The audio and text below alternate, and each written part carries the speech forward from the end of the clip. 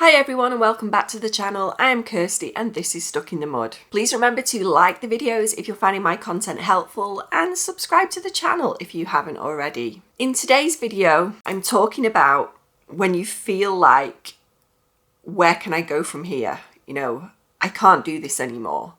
Because this is a place I've found myself in more than once, and it's a really dark place to be when you just feel like there's no hope and you feel like OCD is just some kind of life sentence that you've got to endure, and things just don't seem like they're going to get any better.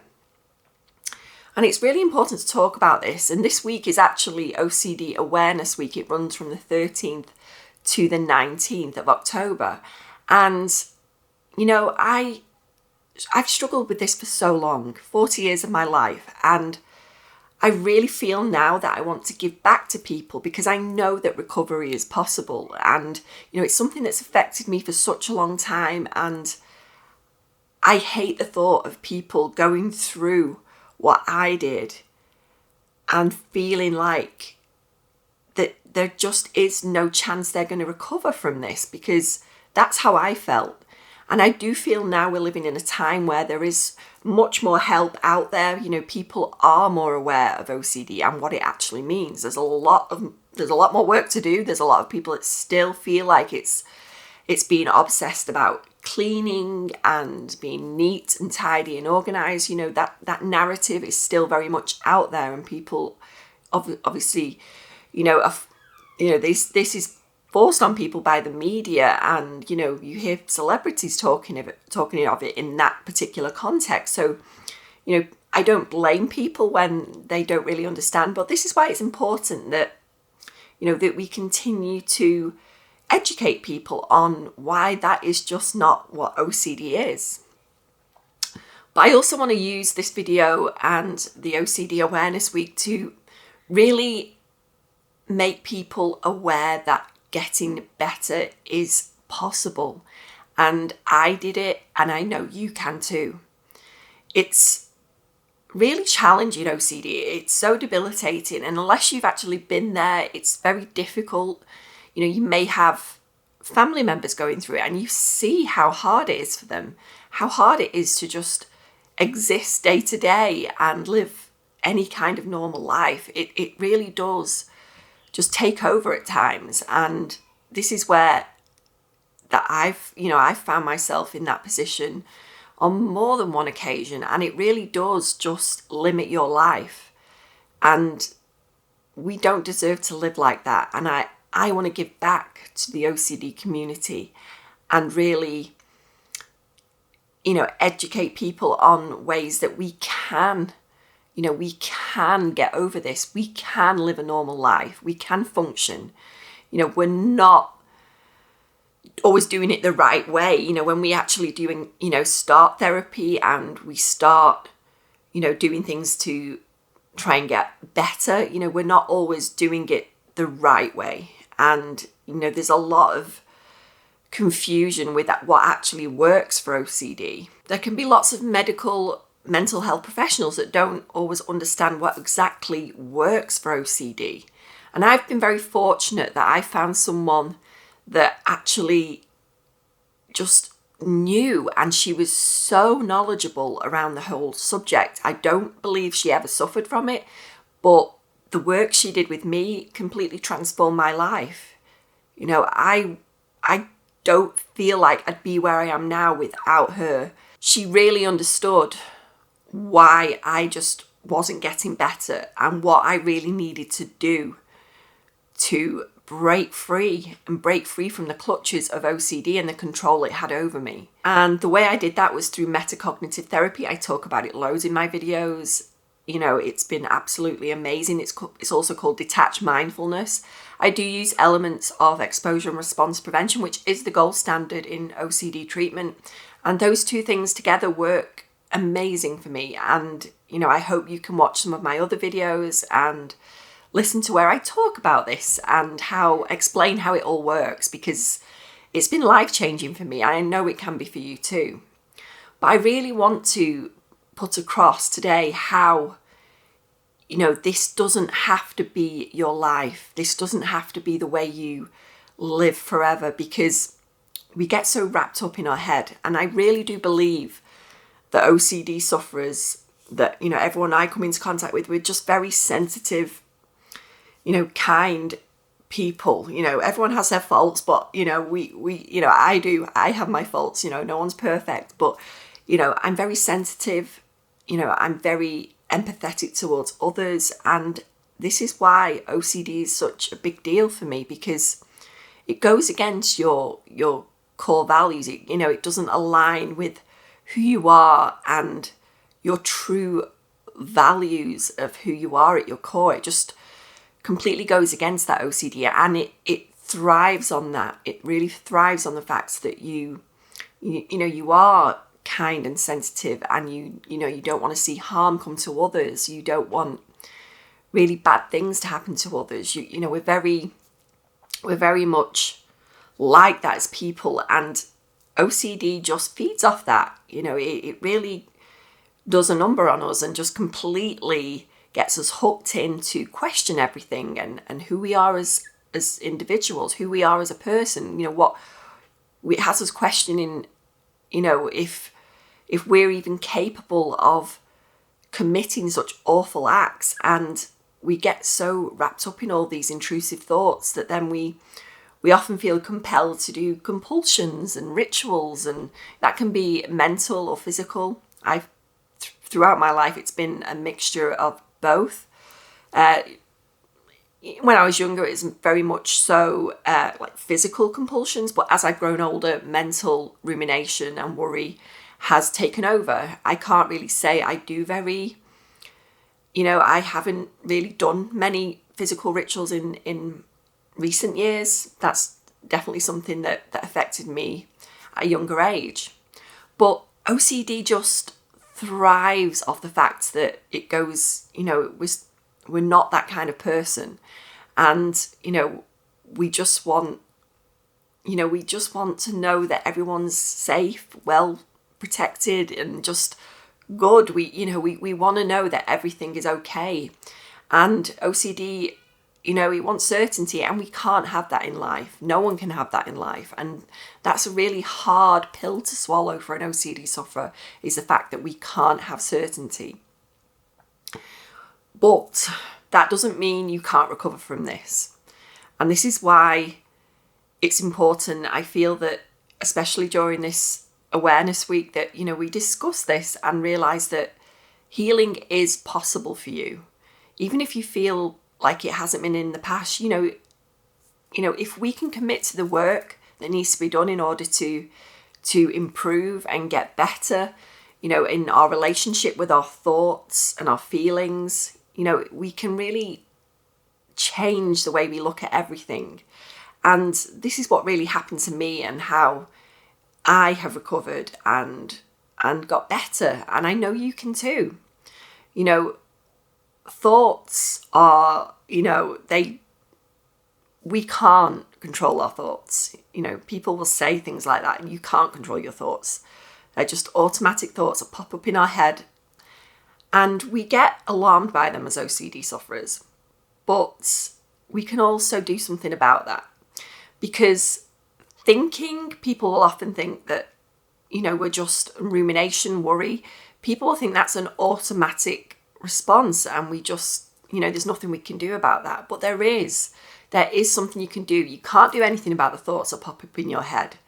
And yes, as an OCD sufferer, you're probably more likely to get those, because we're going to be alarmed by all these intrusive thoughts and random thoughts that will just enter our head, and we will just question everything and analyze and just pull everything apart to kind of figure out why we're thinking this. So we can't do anything about them actually popping up in our head, but we can respond to them differently. And that is how ultimately you get better. And this is how I transformed my life from the clutches of OCD and the control it had over me, because I just respond to them differently now. And it's going to take a lot of consistent hard work to get to a place where they don't bother you anymore. Any thought is allowed in your head. For a time, that was a kind of mantra of mine. I wouldn't say it was obsessive, but when an intrusive thought popped up in my head, I'd be like, any thought is allowed. Any thought can pop up in my head. I didn't repeat it or anything like that, but I just knew that once I could bring my awareness to that, and that's why mindfulness is so important. It's an important part of recovery, because once we become aware when we're actually engaging with these thoughts, these intrusive thoughts, when we're engaging in a ritual, when we get those uncomfortable urges and we feel sensations within the body, we feel like we're getting uncomfortable images in our head, and we like, what do I do about this? We might engage in a ritual to try and, some kind of compulsion to try and get rid of it, when all we're doing is making the issue bigger. The intrusive thought just gets bigger and bigger and stronger. It has a stronger hold on us because we're involved in it and we're engaging with it.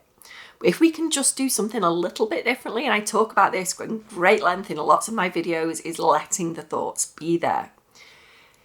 It takes a lot of practice, and it takes a real big leap of faith to let those thoughts and uncomfortable feelings be there, because it's all the same. The thoughts, the feelings, the sensations in the body, the urges we have to carry out a compulsion or a ritual, any kind of urge we feel, letting those be there is difficult. It's easy, it really is easier said than done. I've been there.